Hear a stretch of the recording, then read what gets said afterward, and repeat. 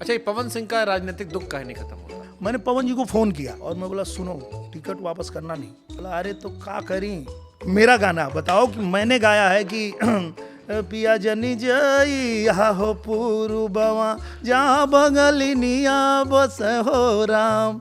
बोलो गाया है, उसको पहले हटाओ।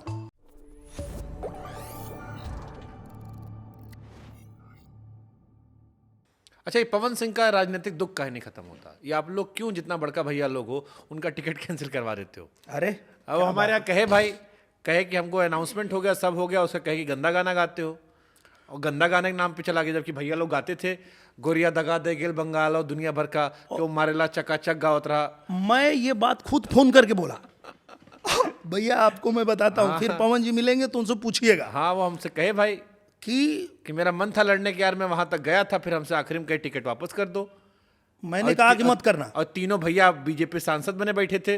तो मैंने फोन किया हाँ। वापस करना नहीं। क्या हुआ कि जब मैं जीत के गया तो मैं राष्ट्रीय अध्यक्ष जी से मिलने गया, तो राष्ट्रीय अध्यक्ष जी से मिला, आशीर्वाद लिया, तो उन्होंने बोला कि अब तुम्हारे बाद कौन ये कोटा चल रहा है, अगला अगला आदमी कौन लाओगे? अगला कौन? तो मैं बोला पवन सिंह। हाँ। एक सेकंड नहीं लगा बोलने में, मुझे पता है। नड्डा जी से बात हुई थी। हाँ, नड्डा जी ने पूछा हाँ। तुम्हारे बाद कौन? हाँ तुम्हारे बाद कौन, अगला पीढ़ी कौन? हाँ क्योंकि चल रहा है, मनोज भैया है, रवि भैया है, निरहुआ आ गया, अब कौन? बोले पवन सिंह। तो बोले ठीक है। और फिर रवि भैया ने भी, मनोज भैया ने, सबने कहा कि उनको लड़ाया जाए, और पवन जी को टिकट मिल गया। उधर चुनाव में बंगाल के जो एक कोई लीडर थे, वो इनके खिलाफ माहौल बनाने लगे। बाबुल सुप्रियो। हाँ, वो भी पहले बीजेपी के थे। बीजेपी के थे, और फिर वो लगे इनके ऊपर कि बंगाली लोगों के बारे में ऐसा गाता है, वैसा गाता है, ये वो, तो चीजें होने लगी। तो उसका एक इनसाइड स्टोरी हमको अब बाद में पता लगा। वो था कि मैं नाम नहीं लूंगा, कि हमारे 3 भैया लोग जो हैं ऊपर वाले, इन्हीं में से एक भैया ने उधर फैलवा दिया था, और फिर उधर से भैया का उधर आया, फिर हमसे कहा कि वापस कर दो। तो इन्हीं भैया में से जो गोरी बंगाल दगा दे गेल, नहीं, एक भैया दगा दे गेल। अब वो मुझे पता नहीं है, पर मैं, देखिए मैं निश्चल आदमी हूँ, मैं सच बता रहा हूँ आपको, एकदम जो हुआ था। मैंने पवन जी को फोन किया। हाँ। और मैं बोला सुनो टिकट वापस करना नहीं। हाँ। बोला अरे तो का करी। हम बोले उनको बताओ कि मनोज भैया क्या गाए हैं, छोड़ो तुम मेरा बताओ। हाँ। मेरा गाना बताओ कि मैंने गाया है कि पिया जनी जई यहाँ हो पूर्ववा जहाँ बंगलिनिया बस हो राम। बोलो गाया है, उसको पहले हटाओ। अगर मेरा टिकट वापस करना है तो पहले निरहुआ को हटाओ। निरहुआ ने गाया है कि बंगलिनिया पे गाना गाया है। मैं बोला एकदम हटना नहीं पीछे।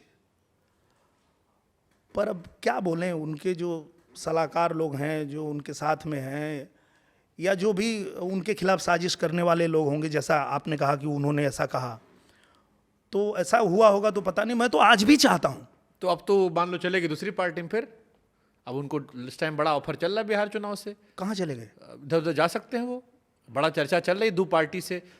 जन स्वराज वाले भी लगे पड़े हैं, आरजेडी भी सुनाई पड़ा रह कर। अब किधर जाएंगे पता नहीं, ऐसा लग रहा है बीजेपी छोड़ के सब कहीं भी उनका रास्ता खुला है। तो एक सीट तो गई आप लोग की। नहीं, पर मैं एक अपनी बात कहता हूँ, ये थोड़ा सा राजनीति से हट के मैं बात कर रहा हूँ, दिल की बात कर रहा हूँ। मैं जब चुनाव लड़ने गया ना, तो इस इंडस्ट्री ने मेरा बड़ा साथ दिया। चाहे डायरेक्टर हो, प्रोड्यूसर हो, हीरो हो, हीरोइन हो, सब लोग आकर के आजमगढ़ में मेरे लिए चिलचिलाती धूप में सबने मेरे लिए प्रचार किया। मैं हार गया फिर भी वो लोग, मेरा दोबारा गया तो फिर भी साथ दिए सब लोग। तो मेरे मन में तो ये हमेशा रहता है कि मेरी इंडस्ट्री का कोई भी हीरो, हीरोइन, डायरेक्टर, प्रोड्यूसर अगर चुनाव लड़े तो मैं भी उसका प्रचार करूं। तो या तो वो मेरे ही पार्टी से लड़े या मेरे सहयोगी दल से लड़े। मेरा सब जन किशोर जा रहा है। एक्टिव और तो आपके यहाँ गए हैं, सिंगर हैं आपके, सिंगर एक्टर। नहीं, मैं अपनी बात कर रहा हूं कि मेरा जो मन है, मैं तो हमेशा यही चाहता हूं कि भाई तुम ऐसे ही जगह लड़ना कि जहां मैं आ सकूं तुम्हारे लिए ऐसा ना हो आपस में लड़ना पड़े। हाँ, कि मुझे तुम्हारे खिलाफ वहां प्रचार करना पड़े। क्योंकि मैं अगर एक पार्टी का प्रचारक हूं तो भेजा जाएगा और मुझे जाना पड़ेगा। और तुम बोलोगे बताओ भैया का हम प्रचार किए और थे, जाएंगे तो घर ही आना पड़ेगा। हाँ तुम बोलोगे कि भैया के लिए हम थे और भैया हमारे खिलाफ आ गए। भैया इसलिए भी चाहते हैं कि तुम या तो हमारे साथ नहीं हो तो कम से कम हमारे सहयोगी दल के साथ रहो यार, कि हम आ सकें वहाँ। तो फोन करके बात कर लो, टिकट दिलवा दो। हाँ जरूर बात करेंगे, क्यों नहीं। अरे मैं अभी भी बात करता हूँ और सच बोलता हूँ, मैं अभी भी। हारने के बाद बीजेपी वाले याद रखते हैं ऊपर से?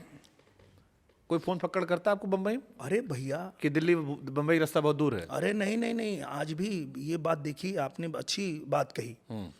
मैं भले हार गया, लेकिन आज भी आजमगढ़ में, चाहे गाजीपुर में, चाहे उस इलाके में जहाँ भी हमारी कोई जीता हुआ कोई कैंडिडेट नहीं है, वहाँ किसी को काम लगता है तो वो मुझे बोलता है और मैं सरकार में बोल करके वो काम करता हूँ और हो जाता है। मैं आपको बताऊं कि आज भी। कौन सा काम हुआ बताओ एक काम हमको कोई। अरे वहाँ अगर किसी को इलाज की ज़रूरत है तो मेरा दफ्तर आज भी चलता है। और आपको मैं बताऊं कि 10 करोड़ रुपए से ज़्यादा हम लोग ना लेटर लिख करके और उनके इलाज के लिए पैसे मंगा लेते हैं। कोई अगर वहाँ किसी की सड़क खराब है और उन्होंने कहा भैया ये नहीं बन रहा, वो भी लिख के करवा लेते हैं।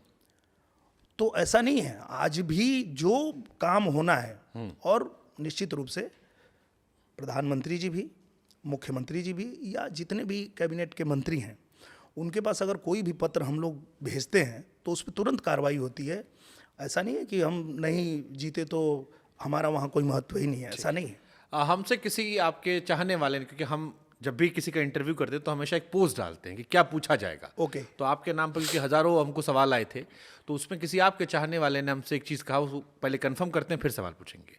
खेसारी जब डेब्यू हो रहा था तो उनकी पहली पिक्चर में आपने हेल्प की थी? हाँ। फाइनेंशियली? हाँ रिलीज करवाने में? बिल्कुल। वो हुआ ऐसा था कि मैं सोया था, सुबह 5 बजे प्रोड्यूसर मेरे घर पे आ गए, और वो प्रोड्यूसर वही थे जो पहले मुझे लेके फिल्में बनाते थे और उनके साथ पहली बार कर रहे थे।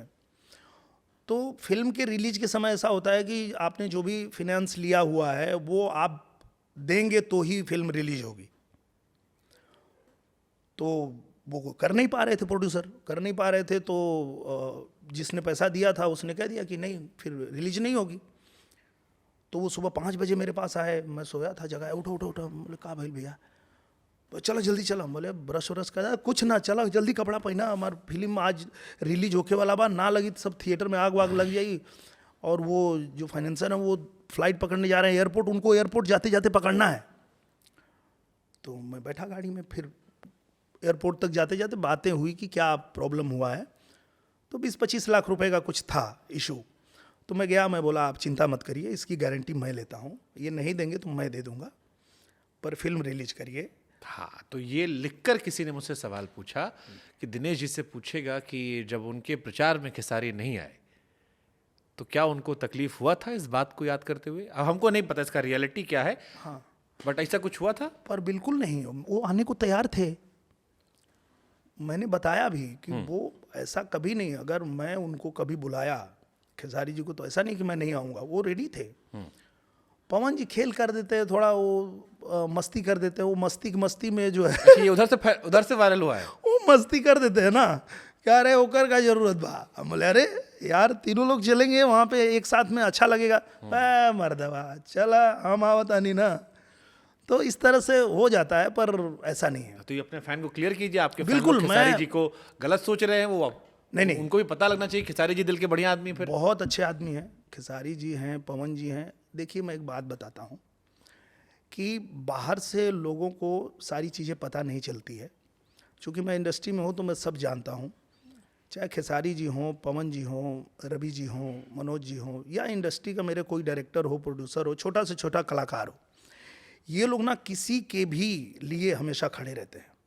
कोई तकलीफ में आ गया, किसी के घर पे शादी है और नहीं हो पा रहा है तो सब मिल के मदद कर देते। किसी का ऑपरेशन होने वाला है, 1-2 लाख रुपए, 5 लाख रुपए चाहिए और नहीं हो पा रहा है, यही खेसारी जी कर देते हैं, यही पवन जी कर देते हैं, रवि जी कर देते हैं, मैं कर देता हूँ, बाकी लोग जो हमारे इंडस्ट्री के लोग हैं सब मिलजुल के। तो ये बातें बाहर नहीं जाती है कि वो सच में अच्छे हैं। पाप जल्दी माथे पे चढ़ता है, पुण्य जाने के बाद लोग याद हाँ, लोगों को वो, क्योंकि उसमें ज़्यादा मज़ा आता है, किसी की बुराई करने में मज़ा आता है। आते हैं। इसीलिए हमने पूछ लेता कि क्लैरिटी हो जाए, नहीं नहीं, एकदम क्लियर है, बहुत अच्छे आदमी है खेसारी जी। और मैंने तो ये देखिए पहला आदमी होगा मैं जो मैं गा के बोला, सोहली में सूचना जारी बा, निरहुआ से बढ़िया खेसारी बा। ये कौन गाएगा बताइए।